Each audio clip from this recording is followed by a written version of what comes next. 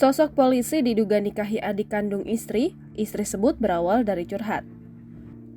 Inilah sosok Ibtu H, perwira polisi yang disorot usai dilaporkan istri sah atas dugaan pernikahan siri dengan adik kandungnya.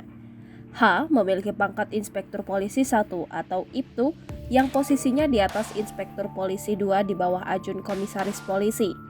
H merupakan pria asal Bulukumba, Kalimantan Utara yang kini diputuskan demosi 2 tahun serta penundaan pangkat 1 tahun atas kasus pernikahan siri dengan adik kandung istri sah. Diketahui sebelumnya jabatan terakhir Ibtu H sebagai Kabak Rohjas atau Rohani dan Jasmani di Polda Kaltara. Diketahui Ibtu H telah menikah dengan istri sahnya yakni Asnar Pratiwi Alwi sejak 10 April 2004 silam. Dari pernikahannya dengan Asnar Pratiwi Alwi, mereka dikaruniai 3 orang anak. Sosok Ibtu H tengah menjadi sorotan hangat setelah viralnya curahan Asnar Pratiwi Alwi selaku istri sah mengatakan suaminya dan adik kandungnya telah menikah tanpa persetujuannya dan tinggal serumah selama sekitar 1 tahun. Selama 17 tahun membina rumah tangga, Pratiwi mengaku bahwa Ibtu Hairudin merupakan sosok suami terbaik bahkan jauh dari kata melirik wanita lain. Namun, semenjak menikah dengan adik kandungnya, Pratiwi mengatakan Ibtu Hairudin berubah menjadi sosok yang tidak dikenalnya, bahkan sampai menyebutnya istri sialan dan durhaka.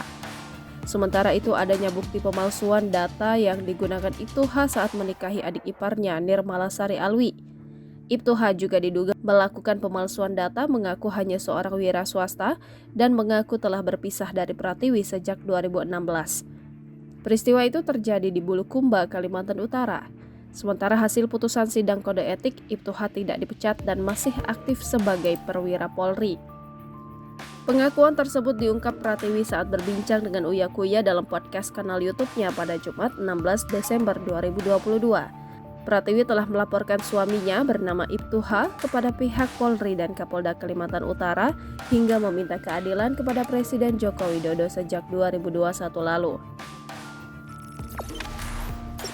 Jangan lupa subscribe, share, komen, dan like ya!